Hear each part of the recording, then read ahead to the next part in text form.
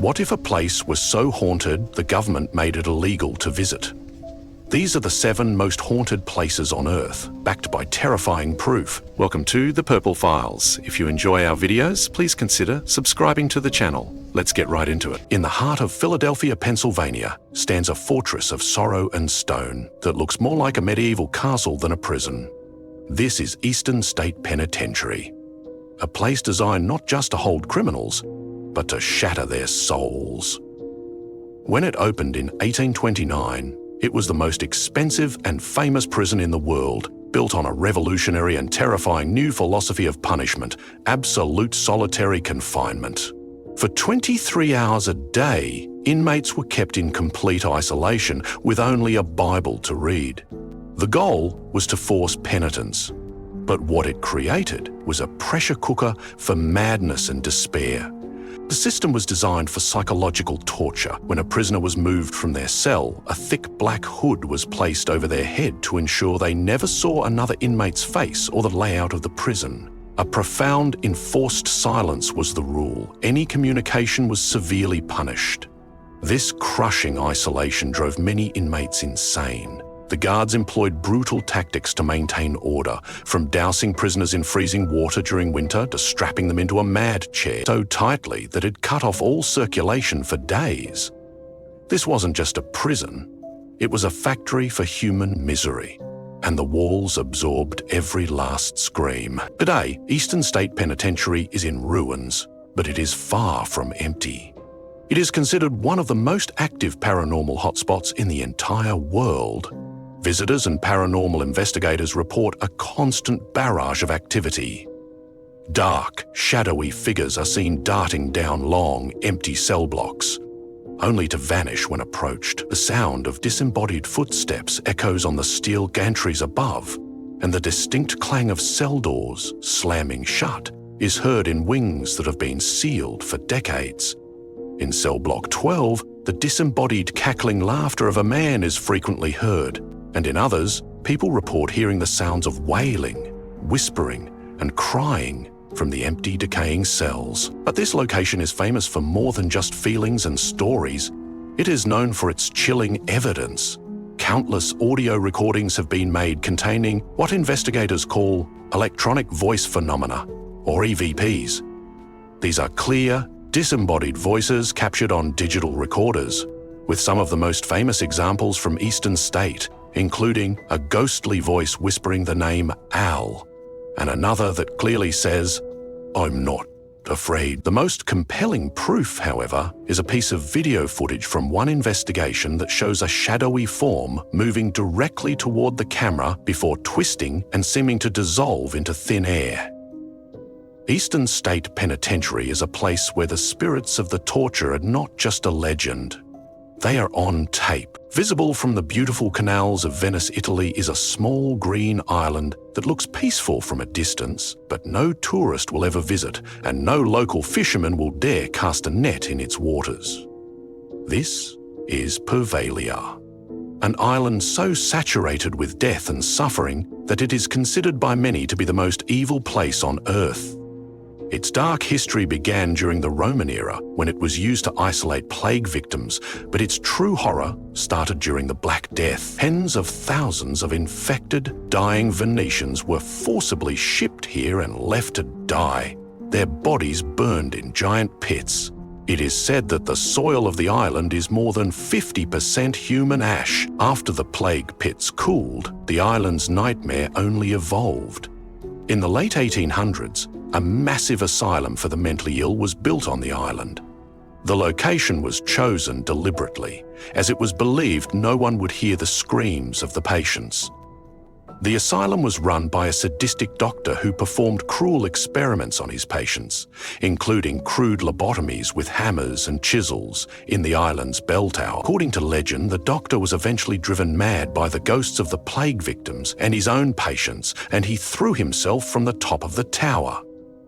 The story claims he survived the fall, but was then swarmed and choked to death by a strange, unnatural mist that rose from the ground. The island has been completely abandoned for more than 50 years, but the activity there has never stopped. Fishermen give it a wide berth, claiming to hear disembodied screams and wails carried across the water at night. For years, the bell in the tower was said to ring on its own, despite having been removed decades earlier. Those few who have dared to step onto the island report an immediate feeling of overwhelming dread and anger, as if the very air is hostile. They speak of being touched, pushed, and scratched by unseen forces, and of seeing dark, flitting shadows moving between the decaying buildings. The proof of Poveglia's haunting is overwhelming.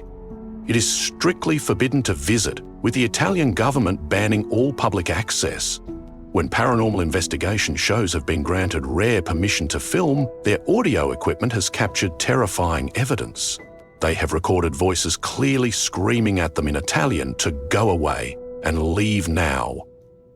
On one occasion, a host was so overcome by a dark presence that he had to be physically removed from the island for his own safety. The island's proof is its own dark reputation, the government's official ban, and the chilling audio recordings that warn any living soul to stay away. In the quiet fields of rural Pennsylvania lies a place of solemn beauty and immense historical importance. But for 3 horrific days in July of 1863, this land was a deafening, blood-soaked hell on earth. The Battle of Gettysburg was the turning point of the American Civil War and its bloodiest conflict, leaving more than 51,000 soldiers killed, wounded, or missing. The sheer scale of the suffering was unimaginable, as men fought and died in brutal close-quarters combat in places that now have infamous names: Devil's Den, Little Round Top, and the Slaughter Pen. The entire town of Gettysburg was turned into a massive open-air hospital and graveyard. Wounded men lay in agony in every building, and the dead were buried in shallow, temporary graves all across the battlefield. The psychic scar left by this explosion of violence was immediate and profound. Ever since the battle ended, visitors, park rangers, and paranormal investigators have reported an astonishing level of activity. Full-bodied apparitions of soldiers, often appearing confused and unaware of their surroundings, are seen marching in formation across the fields only to vanish into thin air. The area known as Devil's Den, a rocky hill littered with boulders, is one of the most active spots. It was the site of a vicious sniper battle, and visitors frequently report seeing the ghostly figure of a man in a Texan Confederate uniform who gestures towards them before disappearing. On Little Round Top, people hear the sounds of phantom cannon fire and the screams of men in agony. Many also report their cameras and electronic devices malfunctioning in these specific areas, their batteries draining in an instant for no logical reason. The proof of Gettysburg's haunting is found in the thousands of pieces of evidence collected over the decades. Countless tourist photographs, when developed, have revealed inexplicable figures in the background. Transparent soldiers standing among the living, or shadowy forms peering out from behind the rocks of Devil's Den. More chilling are the audio recordings. Investigators have captured thousands of EVP on the battlefield, ranging from the clear sound of a man yelling, "What you're looking for is over there," to the terrifying residual sounds of an entire battle, complete with gunfire, cannon blasts, and the screams of the dying, all recorded on a perfectly still and silent night. In St. Francisville, Louisiana, stands a beautiful antebellum plantation home surrounded by lush greenery and ancient moss-draped oak trees. The Myrtles plantation now operates as a charming bed and breakfast, but it is also known as one of America's most haunted homes. The house is rumored to have been built on top of an ancient Indian burial ground and has been the site of at least 10 murders. But one story, and one ghost, defines its terrifying legacy. The most famous legend is that of a slave girl named Chloe. In one version of the story, she was caught eavesdropping on the family's private conversations and was punished by having one of her ears cut off, which she would then hide under a green turban. Seeking revenge, Chloe baked a cake containing poisonous oleander leaves. Her plan was only to make the family sick, but she misjudged the dose, and the mother, Sarah, and her 2 young daughters died in agony. Chloe was then allegedly hanged by her fellow slaves and her body thrown into the Mississippi River. The spirits of the 2 murdered children are said to be the most active ghosts on the property. Guests frequently report hearing the sounds of children playing and laughing when no one is there. A grand piano in the parlor is known to play the same single chord over and over again by itself, often late at night. But the most prominent ghost is believed to be Chloe herself, a sorrowful figure who is seen wandering the property, forever trapped by the tragedy she caused. The proof that makes the Myrtles plantation world famous is a single chilling photograph. Taken by the then owner of the plantation in 1992, the picture shows the breezeway between 2 of the buildings. Standing clearly in the shadows is what appears to be the transparent figure of a young woman in a turban, fitting the description of Chloe perfectly. For decades, skeptics, photographers, and paranormal experts have analysed this image, and none have ever been able to prove it is a fake or a double exposure. It remains one of the most compelling and terrifying pieces of photographic evidence of the paranormal ever taken. In a remote, arid region of Rajasthan, India, lie the stunning and extensive ruins of Bangar Fort.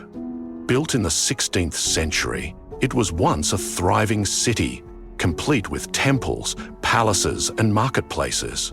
But today, it is completely abandoned. A silent ghost city that is widely considered to be the most haunted place in all of India. The local population lives in such fear of the fort that they have built their villages miles away from its crumbling walls. There are 2 popular legends that explain the fort's curse. The first tells of a beautiful princess who lived in the fort and a wicked sorcerer who fell in love with her. He tried to use a magic potion to make her fall in love with him, but she discovered his plan and threw the potion onto a large boulder. The boulder was magically dislodged and rolled down to crush the sorcerer, but with his dying breath he cursed the fort, proclaiming that no one would ever be able to live within its walls again. Soon after, a battle destroyed the city, and all its inhabitants were killed. The other legend claims that a holy man gave the king permission to build the fort on one condition: that the shadow of the fort's walls never touched his sacred meditation spot. The king agreed, but a later, arrogant successor built the palace walls higher. When the shadow of the palace fell upon the holy man's home, he unleashed a powerful curse that destroyed the entire city in an instant. Regardless of which story is true, the result is the same: a beautiful city frozen in time, believed to be inhabited only by the spirits of the dead. The proof of Bangar Fort's haunting is unique and powerful because it is official. The fort is managed by the Archaeological Survey of India, a government organisation.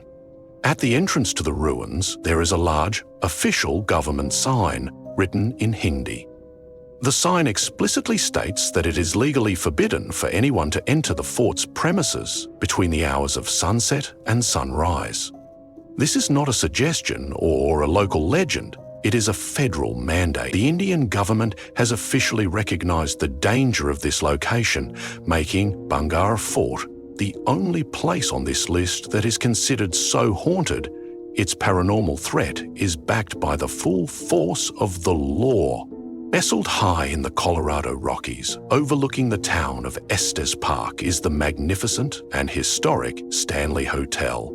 When it opened in 1909, it was a luxurious getaway for the rich and famous, but its modern fame comes from a single guest: the master of horror, Stephen King. A stay in room 217 during a desolate winter inspired him to write The Shining, one of the most terrifying horror novels ever written, and according to the hotel's staff and thousands of guests, the paranormal activity that inspired King is very, very real. The hotel seems to be a hub for residual hauntings, where the energy of its past residents is replayed over and over. The ghost of Flora Stanley, the original owner's wife, is frequently heard playing the piano in the music room late at night, and the scent of her rose perfume is often smelled when no one is there. In the billiards room, the ghost of the hotel's founder, Freelan Oscar Stanley, is seen watching people play, and the smell of his cigar smoke often hangs in the air. The fourth floor is particularly active, with guests reporting the sounds of phantom children running and laughing in the hallway. Room 217, where Stephen King stayed, is haunted by the spirit of a former head housekeeper who was injured in an explosion in that room. She is known as a very proper and old-fashioned ghost who disapproves of unmarried couples sleeping in the same bed. Guests have reported their luggage being mysteriously unpacked, their clothes folded, and a cold force creating a barrier between them in the bed. The most famous room, however, is room 401, said to be haunted by the ghost of Lord Dunraven, a womanizing aristocrat who is known to touch female guests and whisper in their ears. The proof of the Stanleys' haunting comes from decades of consistent mass witness testimony and compelling photographic evidence. Staff members have kept detailed logs of paranormal occurrences for years. Countless guests, unaware of the hotel's reputation, have reported the exact same phenomena in the exact same locations. The most famous piece of evidence is a photograph taken on the hotel's grand staircase, which appears to show the full-bodied apparition of a woman in period clothing descending the stairs. The Stanley Hotel is a place where the line between fiction and reality blurs, and the ghosts that inspired a horror classic continue to terrify guests to this day. On the north bank of the River Thames in London stands a fortress that has dominated the city for nearly 1,000 years. The Tower of London is not just a castle. It is a symbol of royal power, a notorious prison, and a place of unimaginable suffering and death. For centuries, it was where the monarchy sent its most high-profile enemies for imprisonment, torture, and execution. The sheer weight of its dark history has soaked into the very stones, making it arguably the most haunted building in England. The list of famous ghosts seen within its walls is long, but a few stand out. The most famous is Anne Boleyn, the second wife of King Henry VIII, who was beheaded on the Tower Green in 1536. Her heartbroken, headless apparition has been seen wandering the grounds, often near the site of her execution. Another is the ghost of Sir Walter Raleigh, who spent 13 years in prison there and is seen pacing the battlements of the Bloody Tower. But perhaps the most tragic spirits are those of the princes in the Tower. Two young boys, aged 12 and 9, who were locked in the tower by their uncle, Richard III, in 1483, and then vanished, presumed murdered. The ghostly figures of two small boys in white nightgowns are often seen holding hands and looking terrified, their apparitions fading away as they are approached. The yeoman warders, the elite guards who live and work in the tower, have a long and storied history of paranormal encounters. For centuries, they have reported unexplained phenomena, from the feeling of being followed on their nightly patrols to witnessing full-bodied apparitions. One of the most famous guard stories involves a sentry in the 19th century who challenged a shadowy figure with his bayonet, only to have it pass right through the apparition. The guard fainted from shock and was nearly court-martialed for falling asleep on duty until several other guards corroborated his story. The proof of the tower's haunting is its incredible longevity and consistency. These are not new stories. The sightings of Anne Boleyn and the two princes have been documented in historical records and personal diaries for hundreds of years. The testimony of the yeoman warders, men and women of impeccable character and duty, provides a continuous, reliable stream of eyewitness accounts. Unlike a fleeting event, the hauntings of the Tower of London are a permanent feature, a terrifying and constant reminder that the victims of its bloody history have never truly left. From the haunted prisons of America to the cursed islands of Italy and the ghost-filled forts of India, these locations stand as terrifying monuments to the past. They are more than just stories whispered in the dark. They are places defined by chilling, tangible proof. A photograph that defies explanation. A voice captured on a recorder. A government warning born of fear. They serve as a powerful reminder that some places hold on to their tragedies, and that the echoes of suffering can last forever. The evidence is there. The only question left is, what do you believe? And that is it. If you've enjoyed this video, please consider subscribing to the Purple Files. Click the like button and drop a comment down below. More videos to come, and until then, thanks for watching.